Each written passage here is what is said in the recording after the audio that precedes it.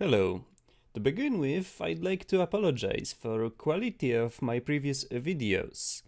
Well, I know the audio got a bit out of sync.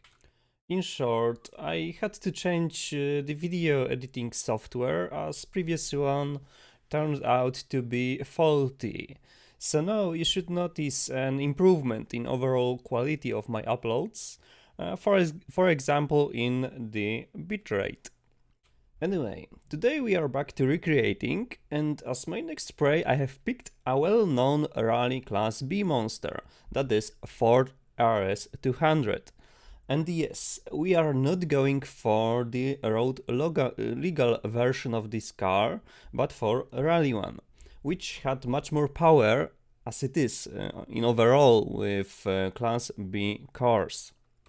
Well, the bad news are I have not found proper body fitting this build, so we are going to improvise. This is the closest dream to actual RS200 I have found.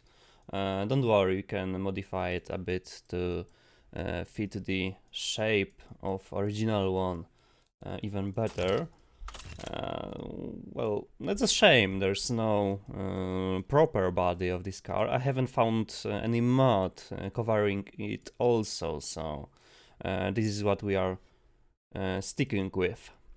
You might be wondering, why have I set it to fiberglass? Oh well, we have to make this car very light, as the original RS200 weighed around 1000 kilograms. So that's what we are aiming for. Also, engine placement is very important here. The RS200 was mid-longitudinal, so we are sticking with it. For suspension, I picked double wishbone on front and the back, as it should be the closest one to used in actual rally cars. Now, for the engines on the main part. Yeah, it was inline 4, aluminium block, dual overhead cam, 4 volts per cylinder. Also, head was aluminium. Displacement, before I forget, it was 1.8 cc, so yes, right like that. 86 millimeter bore and 77.6 millimeter stroke. So it will be a high RPM engine. Going forward with the build, well, right there we have to pick parts that will stand this high RPM, as we are aiming for 8900 RPM top. So we are going with billet steel, lightweight forged and forged pistons. Or no, we should go with heavy duty forged. Like that. Okay, harmonic dampers. Compression in RS200 was 7.2 to 1. Cam profile we are leaving like that for now. Lifters, I will set them higher for now. We will need it high for sure with this high of RPM. So it was turbocharged. We are aiming for 444 horsepower at 8000 RPM and 1.6 bar of boost on turbo. Injection, there's the problem. As we don't have this type of injection in automation, it was Motronic engine management system from Bosch, and it was I don't want to say custom made, but it was rarely used, so it's not in the game. Yeah? So we are going to stick with multi-point EFI per cylinder and arrays intake manifold, also full fuel requirement premium. Well, for now we are making power only high up in the RPM. we have to tune turbo to change it. What we are aiming for here is 490 Newton meters of torque at 5,500 RPM, so around there we have to be way up high. And for horsepower, I already stated that we need right here at 8,000 RPM, we need 444 horsepower. So give me a bit of time to fiddle with it. Hopefully I will come up with something that's at least close to the real thing. After a bit of trial and error, we are close to our goal. As you can see right now, we are making 465 Newton meters at 5,500 RPM, and our power is close to 400 horsepower. Well, as you can see, I just made the turbo a bit smaller. Also, I had to change the bottom end, basically crank up the quality to plus 9, since the pistons and conrods wanted to kill themselves with the stress made by the turbo. Also, if you were wondering why haven't I gone with lightweight forged, here you are. Engine just breaks. It makes too much torque at 5,000 RPM to hold it together. Okay, what we can do more here is to change some things in cam profile, fuel injection and stuff like that. Maybe it will bring us closer to our goal. Okay, I need to change it back. Yeah. Okay, I think we are done. As you can see, I made it so it basically makes the amount of power that the real RS200 makes. I don't know how the curves look on the actual rally car, but here we are. We are making 494 Newton meters of torque at 5,700 RPM and exactly 444 horsepower at nearly 8,000 RPM. So we are as close as we can be with this build. And here is what I picked to make it like that. As you can see, plus 10 here, balancing mass at max, so it stands the stress, springs, lifters max, cam profile. Well, you can look it over for yourself. I am not going to comment on everything, sorry.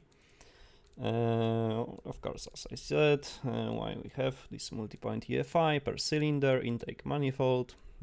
We only set the fuel requirement a bit higher. That's why we are making this much of power. Fuel map unchanged. Yeah. So that's the engine. Well, here it is. Now we are going to build this car and make it look at least close to real one. Okay, for the trim, as I said, we can morph it a little bit, like that. Also, I'd like to raise this back end a bit. Maybe I will change it later if it proves difficult to fit wing back there. Anyway, let's go further. So I've decided to make it two-tone, as you can see. It's this grayish white and black down there. I just thought it looks cool, and I quite like it. For now, at least. I might change it later, I don't know. And I've been experimenting with the front end, as we are, well, our hood is a bit more curved than in RS200, so I had to improvise. And right now I am at this, I don't know, kinda discount Porsche looking thing. Honestly, it's very, very hard to make sunken headlights like in the real one on this body, so I think that's the only way we can stay at least remotely close to what we are taking our inspiration from. Well, anyway, let me have some more fun with this project. Well, I've spent too much time, definitely too much time on this front end, trying to make it look less like a discount Porsche. Well, maybe I've succeeded, maybe I did not. Anyway, that's what I'm sticking with. I had very hard time trying to fit these headlights on this front better, or at least hide some parts of it. Well, as you can see, it looks at least remotely like RS200. That's what I was aiming for anyway. I guess we have to go design the rest of the body now. Well, I just could not stand how awkward it looked, this front end looked, so I changed it again. This time it's final for sure. I'm not doing anything more with it. I'm at least partially happy with how it looks. So yeah, onto the back end we go. As you can see, I've decided to design my own rear end for this car, added few 3D morphing pieces there. There are a few finishing touches left to do, but don't worry about that, I will take care of it. And I don't know what else to do on this backend. I obviously want some kind of wing there. I don't know which one to though. I don't want to use any of these pre-made ones because they don't look good in my opinion. So I might make something of my own. Well, we will see.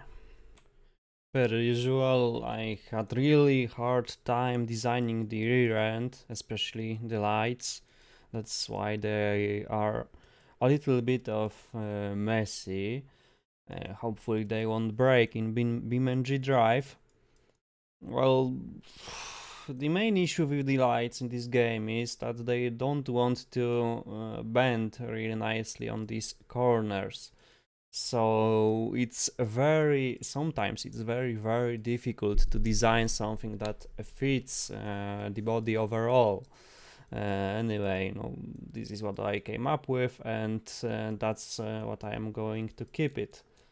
How I'm going to keep it. Now I need to do a cutout down there, so I can put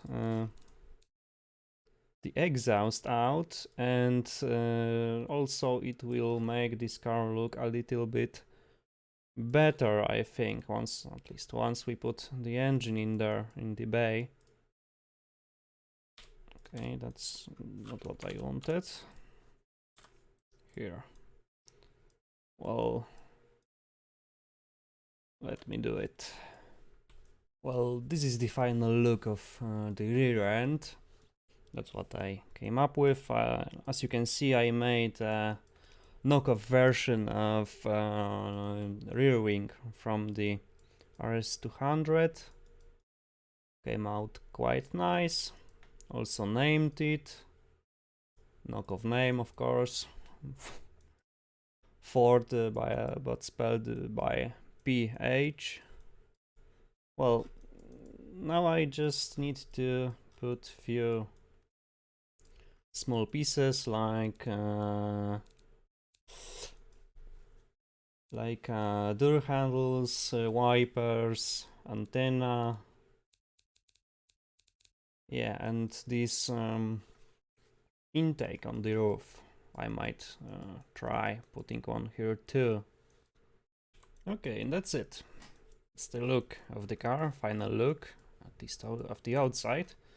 I might give it mud flaps or so, as it is a rally car.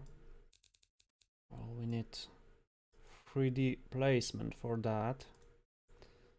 I might need to adjust it later when I'm done with setting the gearing up and all of that stuff, because this car, it will move around these pieces and we want them to be aligned well.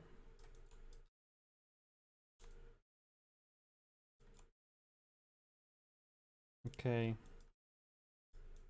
like that. It can be for now. I will check it back later. Okay, also rims, for I forget, something simple for fitting for a rally car. I don't have any mod, sadly, for this, so it can be quite challenging to fit anything nice on there. Well, I might have gone a bit overboard with the inside, trying to do the roll cage, so it's partially there at least. Well, sadly we don't have anything from this era as sports, from sports models, rally cars, so I had to fit in there modern racing seats, but it fits the theme quite well. It looks nice without tinted windshields. So the car overall presents very well. Well, right now we will be going forward. This build is getting quite long anyway. So on to drivetrain, we need, of course, a all-wheel drive transmission. That's what we need for rallying in this car for real. Manual 5-gear gearbox it had. I will get back later to setting the gears right. Okay, forward, radial.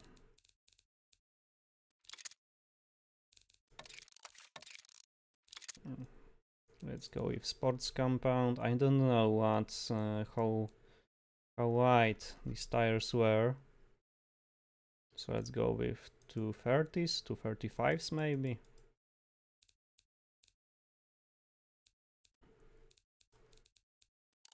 Let's make them light. Brakes. There were vented discs, 300 millimeters each, both in the back and in the front. Let's set race preset for them. Under tray, none. Also brake airflow as always. 2 seats in the front, basic. It's rally car after all. I don't know what kind of steering it had. Probably it had some kind of aid. Let's go with this, just because it's sporty. No traction aids, that's for sure. Safety basic. Let's set it for light for now. We need to make it real light anyway.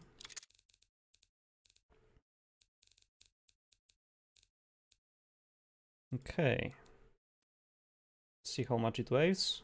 Oh, we are about 80 kilograms under our goal. Back to the gearing we go. Well, again, it will be hard to match the actual spec closely.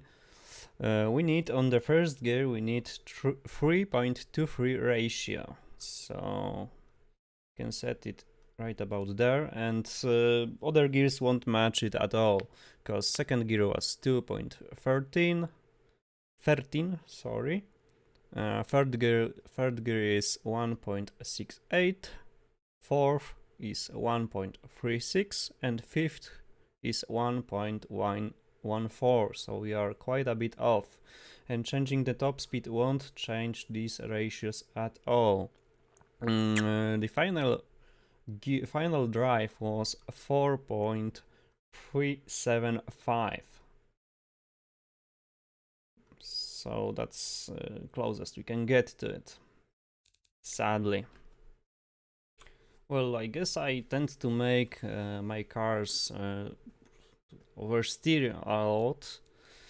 I don't really know what to do about that. I tuned the suspension a little bit.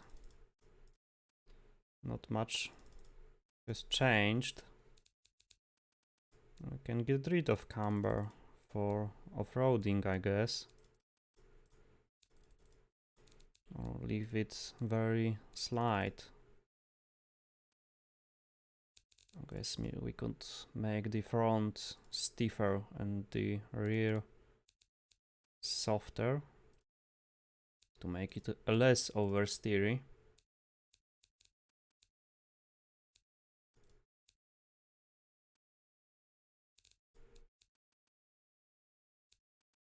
I don't know. Okay. I guess I will be done with it now.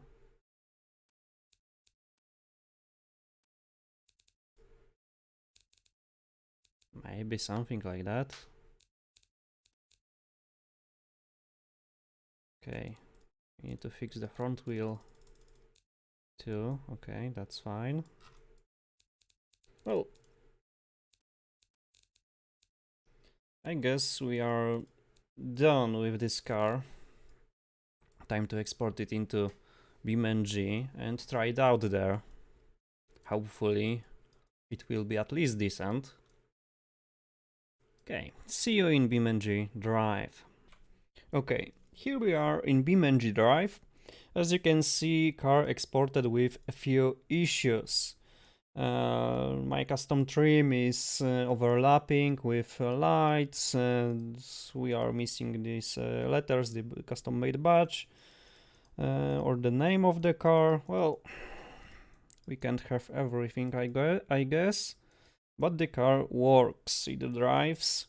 Oh, and I made two variants of it. One is tuned for rallying, so it has top speed of around 190 kilometers per hour and very short gearing.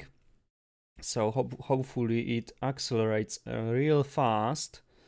And the other one is top speed tuned, so it can theoretically go over 300 kilometers per hour.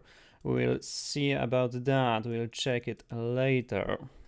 But now I'd like to test my work on the suspension here. If it wants to drive over these bumps at all. Let's quickly recover it. Oh, it's quite fine. For this low of a car, it goes over it pretty easily. So here, I guess, yeah, no problems at all.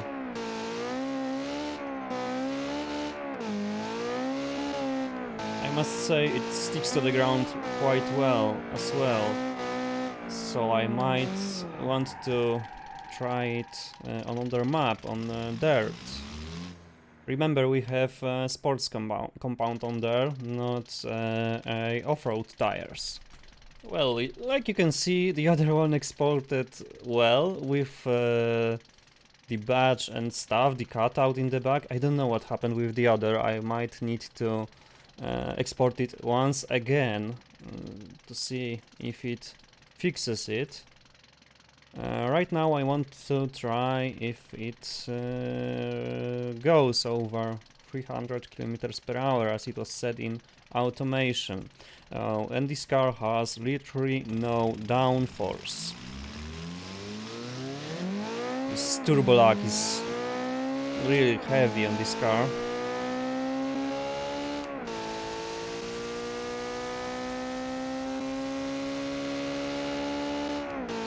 The last gear we have in there. Yeah, the suspension is soft, very soft.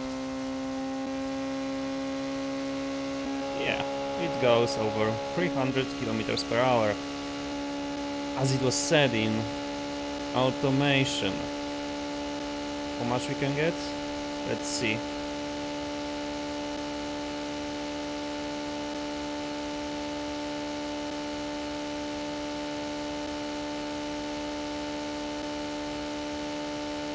Well, I guess that's all. 324 kilometers per hour. Well, I went to automation and re-exported the car. It fixed the issues I had, so everything is where it should be. We are on drag strip because I want to race it off against the top speed version. Right now we are in the rally tuned one. Okay, we are set. Let's see which one is faster on the drag strip. Remember, one is capped at 190, the other goes over 300. Well, no surprise here, we are faster off the line. But the other one reaches much higher top speed. As you can see, he went up to 130, we did only 118. Well, anyway, I guess we should try it out on a track or some kind of dirt road, but for that I guess I'd need to change a map, so let's drive around here for a second. Let's see how it corners on asphalt.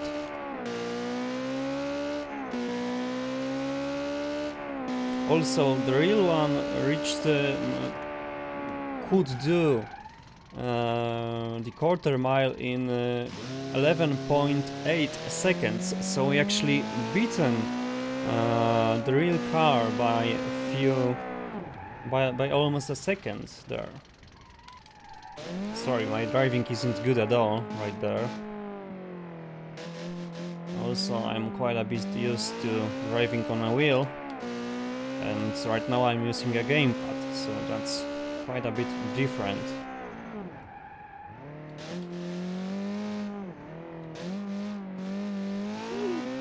As you can see, this car isn't bad when you are trying to drive it good. Well, anyway, let's go, let's find a dirt roads of some kind. Well, we are on East Coast, on a sawmill. There's quite a bit of dirt roads around there you can drive on. Of course, if I want to brake this car first.